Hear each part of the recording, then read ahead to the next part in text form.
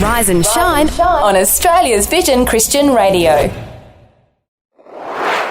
So you've come to drop some truth bombs today. What have you got for us, our empty nesting friend? So here's the deal. I have just, over the last couple of years, realized, and I'm late to the game on this. I get it, Andy. Like a lot of people in their 30s probably discovered this, but I realized that as a young child, I was taught how to speak.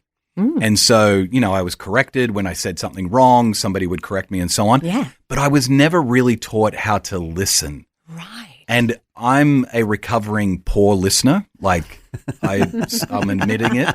I've been an awful listener. In fact, the listening kind of thing that was modeled for me as a child was this idea or this paradigm of listening with the intention of building your response. So as I was listening, I was kind of crafting my response. And as I've shared that model with people like you two, we're both nodding, aren't we? Nodding and like humming, and we're both professional listeners, actually, Perko. Did I tell you that? There's a certificate on the wall that says professional listeners. No, all talking here. So I think we need your tips. So that's the thing. I don't think I was ever really taught how to listen well. Yeah. I just picked up cues of like, I'm going to listen to formulate my response. Which, by the way, I've discovered through 25 plus years of marriage and a number of other relationships, that doesn't make people feel like you were listening. Yeah. That actually makes them feel like you were just like trying to be a lawyer and come up with a response or a rebuttal or whatever. So I've discovered, that I am a poor listener. And I'd love to maybe share some things that have been helpful along the way today, if that's possible. Well, I think the honesty is awesome. I'm going to give you a 10 for the honesty because you're actually right. Most people are poor listeners. I used to be a corporate trainer. I used to teach listening skills for a whole day. Yeah. And my assessment of everyone in those groups was only about 5% of people are actually good listeners.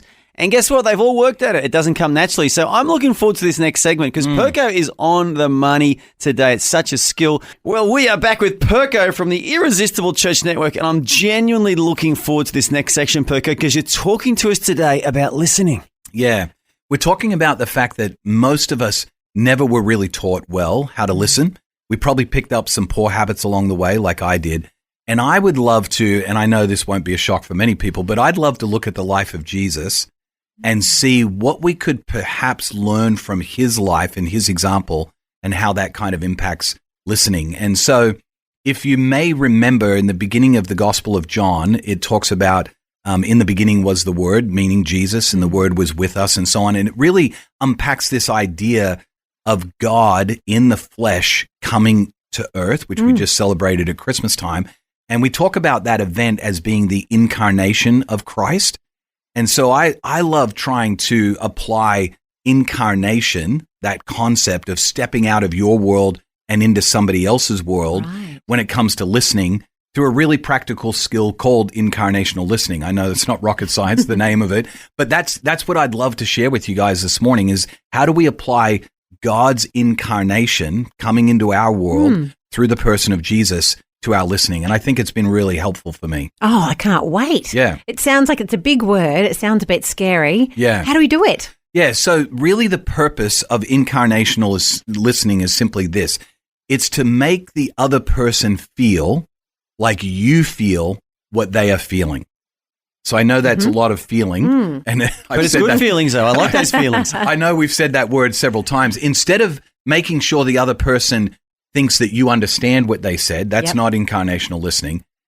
Instead of trying to develop a rebuttal or a response to what they just said, which is what I grew up with, that's not incarnational listening. Incarnational listening is simply making sure that the other person feels like you feel what they are feeling. Okay. So if they're feeling joyful, assure them that you feel that joy that they're feeling. If they're feeling incredibly discouraged, make sure that they really feel like you actually are feeling their discouragement. Not just understanding it, but you're actually feeling it. Oh, that's so That's good. the goal. That is so good. It's a lot. How do you do that? Yeah. So I think you can steal some practices from kind of the counseling world. You may have even heard of, or maybe you were taught this idea of reflective listening. So when somebody says something to you, you're just simply repeating back, maybe not verbatim, but at least in a way that makes them understand like, no, you really get how I'm feeling. So reflective listening is a great tool So like you would just repeat back what I've just said to So you. I could say, I'm hearing, Perko, that you're talking about reflective listening and how important it is. Exactly. Or Perko, I hear you saying that incarnational listening is all about making sure that the person you're listening to feels like you feel what they're feeling. And I would say, yes, Phil, you nailed it. That's exactly what we're talking about. So that simple act of reflecting back to them, not trying to develop your response, that's not the point because they won't feel listened to, but that you can actually reflect back, not just what they're saying, but how they're feeling it. So even your tone of voice and your facial expressions and your body language to go like, when you say that you're discouraged, I hear that you're really down and you're feeling really despondent right now. Wow. And the way that I'm even saying it lets them know I didn't just hear what they're saying, but I'm feeling what they're saying. Thanks for taking time to listen to this audio on demand from Vision Christian Media. To find out more about us, go to vision.org.au.